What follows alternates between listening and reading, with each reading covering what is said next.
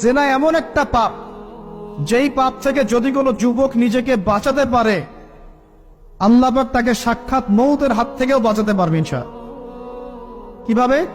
3 বন্ধু যাচ্ছে রাস্তা দিয়ে, হঠাৎ করে ঝড়, বন্ধু 3 জন ঢুকে গেল গুহার মধ্যে। কিসের মধ্যে? গুহায়, যে পাহাড়ি এলাকায় আপনারা থাকেন যারা, গুহার মধ্যে। হঠাৎ করে পাহাড়ের পাথর দিয়ে গুহার মুখটা বন্ধ হয়ে গেল। এখন খোলার কোনো অপশন নাই। সবাই বলছে এখন 3 জন, এখন তো আমরা বের হতে পারবো না। সবাই সবার নেক আমলের ওসিলা দিয়ে আল্লাহর কাছে দোয়া করো। কিসের ওসিলা দিয়ে? নেক আমলের ওসিলা দিয়ে দোয়া করতে হয়। হাদিস। এই ছেলে বলছে, যুবক ছেলে, আল্লাহ, আমার একজন চাচাতো বোন ছিল। কে ছিল? এই যে বয়ফ্রেন্ড গার্লফ্রেন্ড, খালাতো বোন, চাচাতো বোন। এখন তো পিচ্ছিরি অবস্থা। এখন এমন একটা অবস্থা, পশ্চিমা সভ্যতার রিপোর্টগুলো পড়ে দেখি, ভাইও বোনের সাথে জেনা করে। ওদের ওখানে নিজের আপন পিতার দ্বারাও মেয়ে সেক্সুয়াল হ্যারাসমেন্টের শিকার হয়। ওরা আমাদেরকে শেখায় এখন ভালো কোনটা মন্দ কোন। আর আমরা আমাদের মাথাটা কবে যে বিক্রি করে দিলাম, ওদের কাছ থেকে ভালো মন্দ শিখতে হচ্ছে। কোরআন সুন্নাহ বাদ দিয়ে ওদের কাছ থেকে ভালো মন্দ শিখতে হচ্ছে।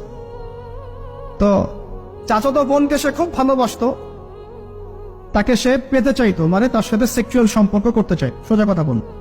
এখন সেই মেয়েকে অনেক প্রস্তাব দেয়, সেই মেয়ে রাজি হয় না। শেষে বলে, যদি আমাকে 1000 বা 100 স্বর্ণ মুদ্রা দিতে পারো, দিনার, তাহলে আমি তোমার সাথে সেক্স করব, মানে জেনা করবো। নাউজুবিল্লাহ।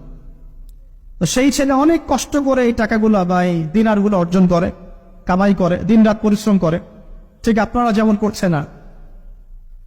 তো এরপর সে তার স্বর্ণ মুদ্রা দেয়, দিয়ে বলে যে এখন আমাকে আমার কাজ করতে দাও।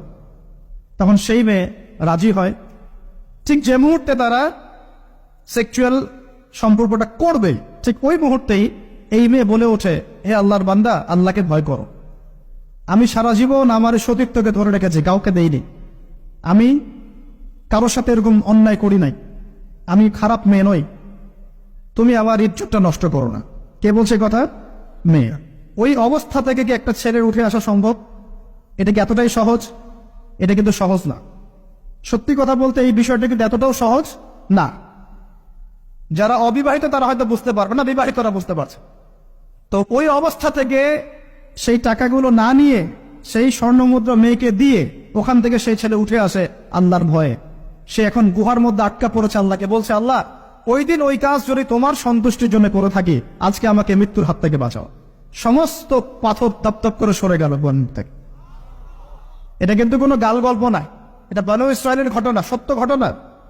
এই হাদিস থেকে আমি আপনাকে দলিল দিচ্ছি যে যদি জেনার মতো পাপ থেকে আপনি আমি সরে আসতে পারি, সাক্ষাৎ মৌত থেকে আল্লাহ বাঁচাতে পারেন।